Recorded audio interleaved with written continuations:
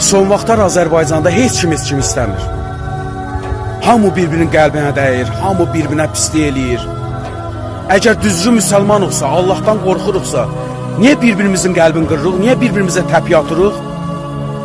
Yəni xalq olaraq bu qədərmi biz vəhşiləşdik, bu qədərmi bir-birimizə düşman çıxdıq?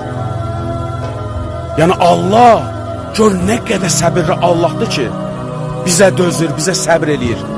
İnanın mənə, heç bir xristiyan ölkəsində bizdə olan vəhşilik yoxdur. Allahımıza and olsun yoxdur. İnsanlar xoşbəxt yaşayır. İnsanlar bir-birinə dəyər verir. Kim neyniyər, o neyniyər, bu neyniyər, bir-birinə o sözü sualı vermirlər. Bir-birindən çəkinmirlər. Bir-birlərindən utanmırlar. Yəni müsəlman ölkəsidir, Azərbaycan xalqı yox. Kimsə qabağa gedir, onun ayağının altından qazırlar, dartırlar.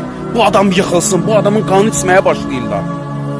Yəni bunun harası müsəlmançılıqdır? And içirəm Allaha. Azərbaycanda 70% müsəlman yoxdur. 70%.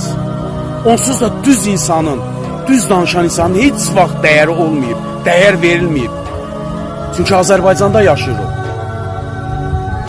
O qədər vəhşi insanlar gördüm Azərbaycanda, o qədər bir-birinin ayağını qazan insanlar gördüm Azərbaycanda, bir-birini istəməyən insanlar gördüm Azərbaycanda. İnanın mənə sevgi deyilən bir his qalmayıb məndə. Az qalır ki, istəyirsən bu torpağı, bu vətəni atıb, gedib Avropa ölkələrində yaşayasan. Dəyərmi buna? Bu qədər mi biz Allahdan qorxmuruq? Niyə insanların qəlbinə dəyirsən? Niyə axı bir-birə düşman olursan? Səni buna vadar eləyən nədir? Qardaş, qoy insanlar xoşbəxt olsun da, kim necə yaşayır, kim hara gedir, kim nə qayırır? Öz həyatıdır, öz şəxsi işidir. Sən niyə onun həyatına burun soxursan? Niyə imkan vermirsən ki, o insan yaşasın? Yəni bu qədər bekar adamsan ki, onun həyatına burnunu soxursan? Başqasına nəsə bir arzula, yaxşı şey arzula.